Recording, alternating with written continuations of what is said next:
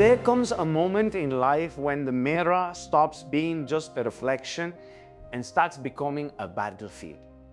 A place where judgment is louder than truth, where comparison steals your peace, and where you forget that your body was never the enemy. Today, I want you to pause. Not to fix yourself, not to criticize yourself, but to finally see yourself. Because the body you've been hating has been fighting for you every single day. This is not just a speech. This is a wake-up call. Your body is not your enemy, even though you may have treated it like one for years.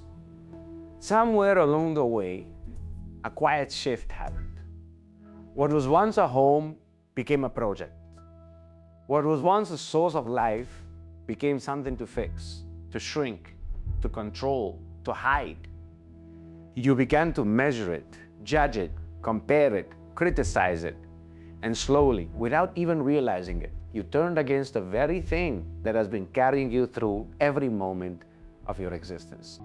Think about that for a second. The same body you wake up in every morning, the same body that breathes without asking for permission, the same body that heals your wounds, fights off illness, keeps your heart beating even when your mind is overwhelmed.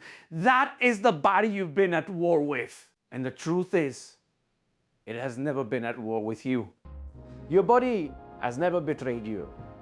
It has never woken up one day and decided to work against you. It has never looked in a mirror and judged you the way you judge it. It simply responds, it adapts, it survives. It does its job with relentless loyalty, even when you speak to it with anger, disappointment, and shame. Every scar you carry tells a story of healing. Every stretch mark is evidence of change, of growth, of life moving through you. Every imperfection you point out is a reminder that you are human, not a manufactured image designed to fit into a narrow definition of beauty. But instead of seeing these things as proof of your resilience, you've been taught to see them as flaws, as failures, as reasons to feel less than. And that belief didn't come from nowhere. It was built over time, from the images you saw growing up, from the comments people made, from the standards that were never meant to be realistic, yet were presented as if they were the only way to be accepted, admired, or worthy. You absorbed those messages without questioning them, and eventually, they became your own voice. But that voice is not the truth, it is conditioning. It is repetition. It is a learned perspective that can be unlearned. When you call your body ugly, when you say it's not good enough, when you wish it looked different, you are speaking a language that was handed to you. And the more you repeat it, the more it feels real. But feelings are not facts. And just because something feels true does not mean it is.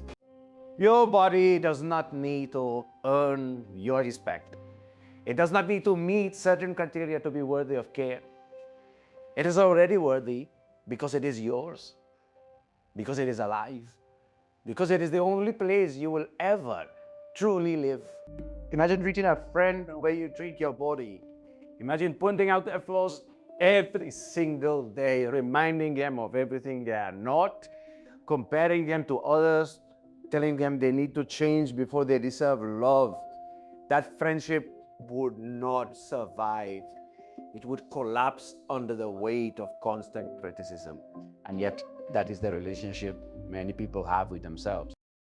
The conflict you feel is not because your body is the problem. It's because the relationship you've built with it is based on unrealistic expectations and harsh judgment. You've been trying to control something that was never meant to be controlled in that way. Your body is not an object to be perfected. It is a living, breathing system that is constantly working to keep you alive. It adjusts when you are stressed. It reacts when you are afraid. It stores energy when it needs to protect you. It slows you down when you are exhausted. It communicates with you in ways that are subtle but powerful if you are willing to listen. But instead of listening, you've been overriding it, ignoring its signals, punishing it for not matching an ideal, forcing it into molds that don't fit your natural design. And when it resists, when it holds on, when it refuses to become what you demand, you label it as stubborn, as flawed, That's the problem. The reality is, your body is trying to protect you, not sabotage you. It is responding to your environment, your habits, your emotions, your thoughts. It is doing the best it can with the information it has. And here's the part that changes everything. The way you think about your body directly affects how you experience it. When you see it as an enemy, you approach it with frustration. When you see it as broken, you try to fix it aggressively. When you see it as not enough, you constantly chase a version of yourself that doesn't exist. But when you begin to see it as an ally, something shifts. You start to notice what it does for you instead of what it lacks. You begin to appreciate its strength, its endurance, its ability to carry you through difficult moments. You become more patient, more compassionate, more understanding. That doesn't mean you stop wanting to grow or improve. It means your motivation changes. Instead of trying to punish your body into becoming something else, you start supporting it and becoming its best version. Instead of acting from hate, you act from respect. And that shift is powerful because it creates a completely different experience. Growth rooted in self-hate leads to burnout, frustration, and inconsistency. Growth rooted in self-respect leads to sustainability, balance, and genuine progress. Your body does go segregate what is content all the time in area you love poetry to know. Especially so sabay agora so water por aqui. Don't stop you love on the rata metal set we got like just what The problem is not your body. The problem is the narrative you've been repeating about it. A narrative that tells you it needs to change before you can accept it. A narrative that convinces you that your worth is tied to your appearance. A narrative that keeps you in a constant state of dissatisfaction. And as long as you believe that narrative, you will continue to fight a battle that cannot be won. Because no matter how much you change externally, the internal voice will always find something else to criticize.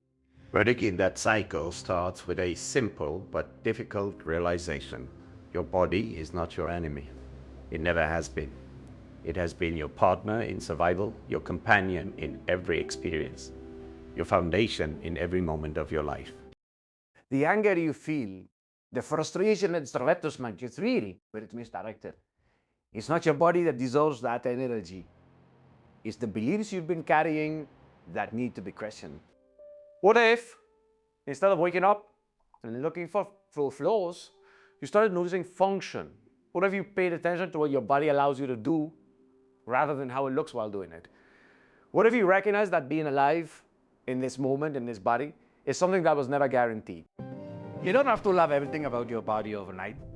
You don't have to suddenly feel confident or completely at peace. But you can begin by changing the way you speak to it, by removing the hostility, by replacing judgment with curiosity. Why does my body respond this way? What does it need right now? How can I support it instead of fighting it? Those questions open the door to a different relationship. One that is not based on control, but on understanding. One that allows space for growth without rejection. One that recognizes that your body is not separate from you. It is you.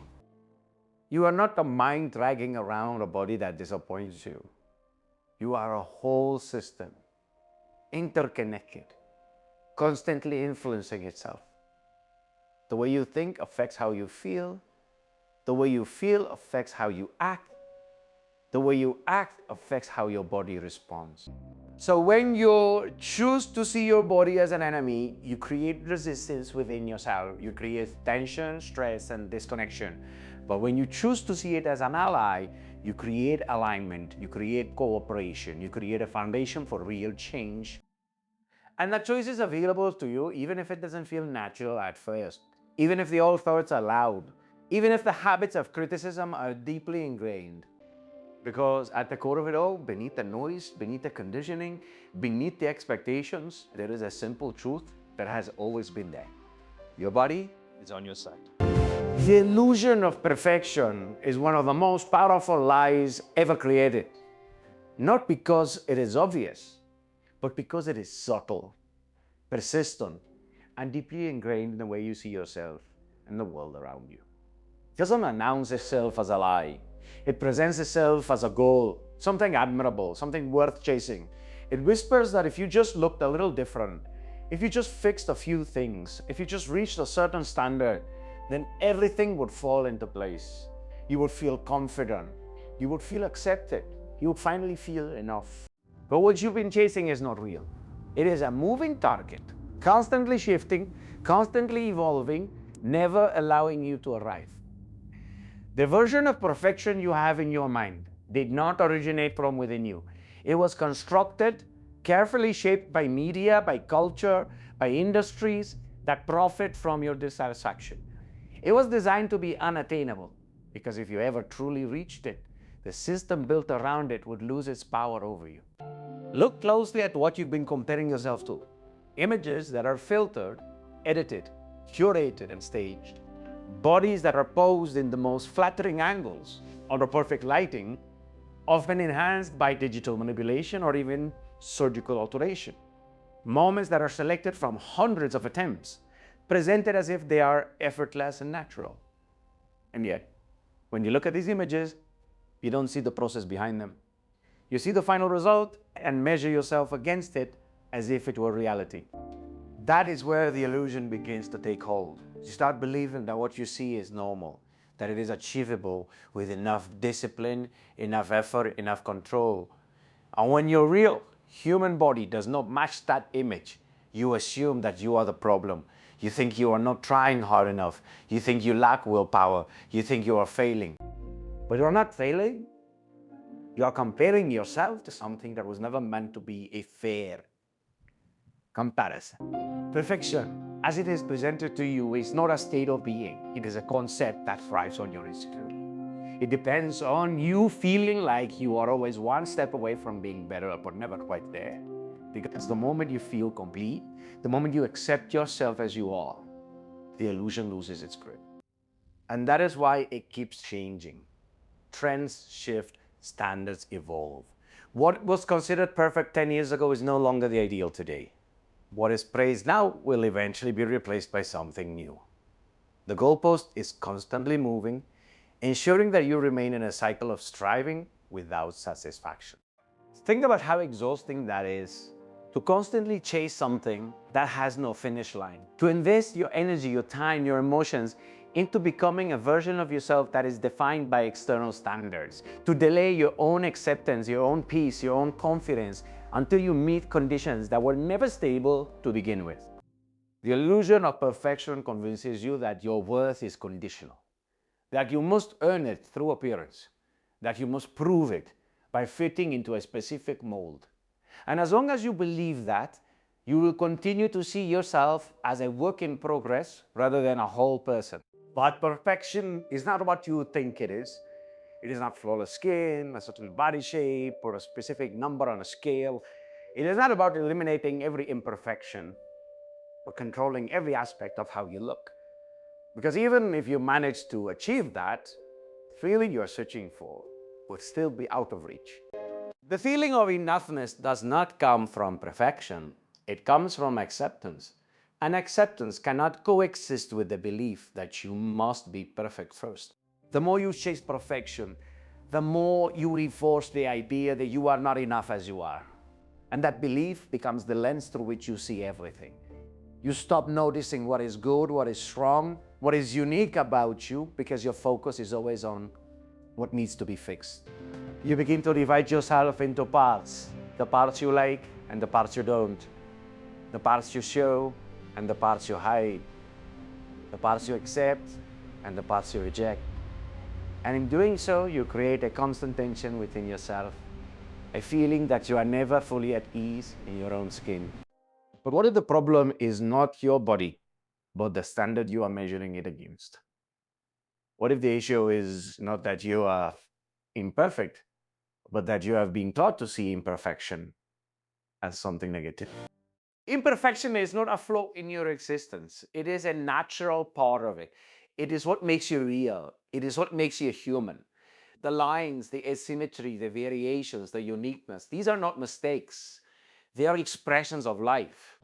No two bodies are exactly the same. And yet you've been trying to fit yours into a single definition of what is considered ideal. A definition that ignores diversity, ignores individuality, ignores the reality that bodies are meant to be different. The illusion of perfection erases that diversity. It reduces beauty to a narrow standard and convinces you that anything outside of it is less valuable. And when you internalize that belief, you start to see yourself as less. But the truth is, the standard itself is flawed. It is incomplete. It does not account for the complexity of human beings. It does not reflect the full spectrum of what it means to exist in a body. You're not meant to look like everyone else. You're not meant to fit into a template. Your body has its own structure and its own tendencies, its own rhythm. It responds differently, changes differently, adapts differently. And that is not something to fight against. It is something to understand. When you let go of the illusion of perfection, you create space for a different perspective. One way your value is not determined by how closely you match an external ideal. One way you can appreciate your body for what it is, not what it is supposed to be. That doesn't mean you stop caring about yourself. It means you redefine what care looks like. Instead of trying to force your body into a specific shape, you focus on supporting it. Instead of criticizing every perceived flaw, you acknowledge your efforts, your progress, your resilience. You begin to see that perfection was never the goal. It was a distraction, a way to keep you focused on what you lack instead of what you have. And when you shift your focus, something changes. You start to notice the ways your body shows up for you, the strength it has, even if it doesn't look the way you think it should, the endurance it demonstrates, even when you are tired, the way it carries you through your daily life without asking for recognition. You realize that there is so much more to your body than its appearance, that its value is not limited to how it looks, but extends to everything it allows you to experience. The illusion of perfection narrows your perspective. It reduces your entire being to a visual evaluation. But you are more than something to be looked at. You are something to be lived in. Every moment you spend chasing perfection is a moment you are not fully present in your own life, because your attention is always directed toward what needs to change rather than what is happening now. You postpone joy, you delay confidence. You tell yourself that you will feel better once you reach a certain point. But that point keeps moving, and in the meantime, you miss out on the opportunity to feel at peace with yourself as you are. Letting go of the illusion does not mean you will never have insecurities. It does not mean you will always feel completely satisfied with your appearance, but it changes the way you respond to those feelings. Instead of seeing them as proof that you are not enough, you recognize them as echoes of a belief system that you are no longer fully aligned with. You question them, you challenge them, you refuse to let them define your relationship with yourself. You start to understand that perfection was never a destination. It was a story, one that you were told over and over again until it felt like reality. But stories can be rewritten. And when you begin to rewrite this one, you move from a place of constant striving to a place of awareness, from a mindset of lack to a mindset of appreciation, from a relationship based on criticism to one based on understanding. You stop asking, how do I become perfect? And start asking, how do I support myself as I am? You stop seeing your body as something that needs to be fixed and start seeing it as something that deserves to be respected. Because the moment you see through the illusion, it loses its power. The moment you realize that perfection was never real, you stop holding yourself to a standard that was never meant to be met. And in that space, something more honest begins to take its place.